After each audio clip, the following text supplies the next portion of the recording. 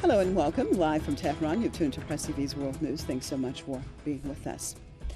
Well, the Israeli cabinet has authorized police to impose closures in Jerusalem al-Quds and demolish houses of Palestinians involved in attacks against Israelis. The cabinet ministers have called on the Israeli police to surround Palestinian neighborhoods in the city.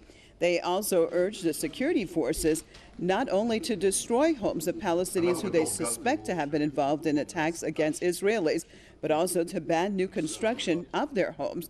Israeli police are also authorized to confiscate Palestinians' property and to revoke their residency. Escalating tensions between Palestinians and Israelis have claimed the lives of 30 Palestinians and 5 Israelis since the 1st of October, amid ongoing attacks and counter-attacks. Crossing over to Berkeley, California, I'd like to welcome Mr. Ralph Showman, author of Hidden History of Zionism. Thank you so much, sir, for being with us. It just continues go from bad to worse when we're looking at the situations between the Palestinians and the Israelis. Now, we have a situation that Israel has made it legal to, first of all, surround the Palestinian communities, to destroy homes, not allow them to rebuild. And yet, of course, very little is being said against all of this. We're seeing in the international community that they're showing some of the clashes that are taking places there, but really nothing really condemning the Israelis and making them have to answer for what they're doing. What is it going to take to change this around? We see it all the time. Well, you have to understand that from the perspective of those media, whether in the United States or in Israel or in Europe or wherever, that have always defended and covered up the Israeli repression of the Palestinian people, any resistance on the part of the Palestinian people is used as a justification for further repression. The headline in the International New York Times today is "Leaderless Palestinian Youth Inspired by Social Media Drive a Rise in Violence. What we see is like an octopus with many hands but no brains," said Oret Perloff, an expert on Arab social media at the Institute for National Security Studies in Tel Aviv. We're talking about 15-year-old boys. You just write the word itan, stab, in Arabic, and then whoever has a knife in the house wants to go out, and that's it.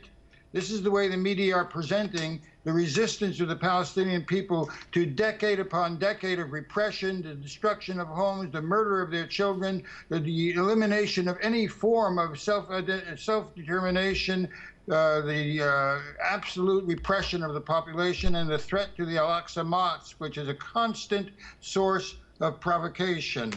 Here is how it was described by Saab Erekat, the chief Palestinian representative of the Palestinian Authority, who normally apologizes for the actions of Mahmoud Abbas. He said, "Israel is carrying out extrajudicial executions and listed the names and ages of each slain Palestinian. Among them was Ishaq Badan, 16, who was sprayed with 7 bullets after he stabbed a man in the face on a cobblestone curb of cafe tables outside the old city in response to repression by Israeli soldiers. Palestinians say they encouraged him to flee after the stabbing, but he wanted to act dramatically. Youth are responding to the repression of decades by fighting back.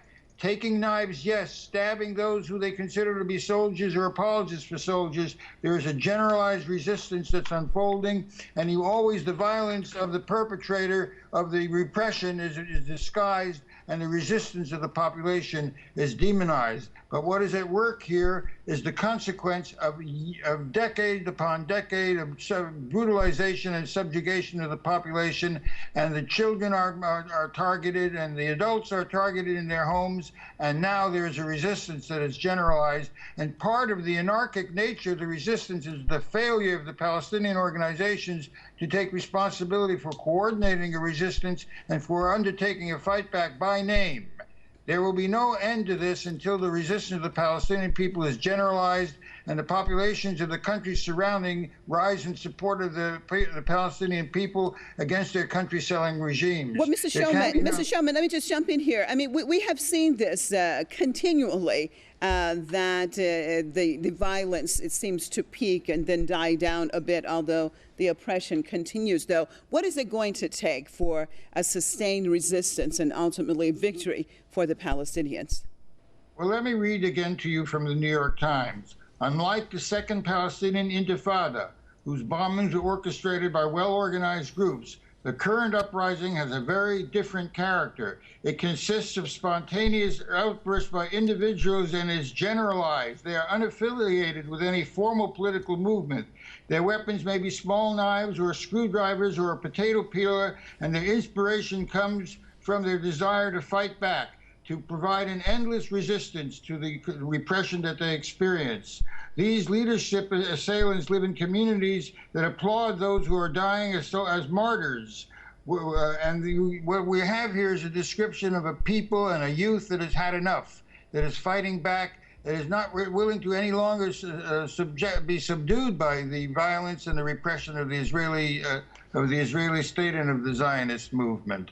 That's the reality. As far as the ability to change these things, the question that you pose, there is no way to reconcile the survival of the Palestinian people with the nature of the Zionist state, which is based upon their removal from their land and from history. That is the nature of the Zionist movement, to eliminate the Palestinians as an organized community. And as long as that repression is sustained by a vicious state, the resistance cannot be ended, and it will not be ended, and will only be generalized as you see today. Thank you so much for being with us out of Berkeley, author of Hidden History of Zionism, Mr. Ralph Shulman.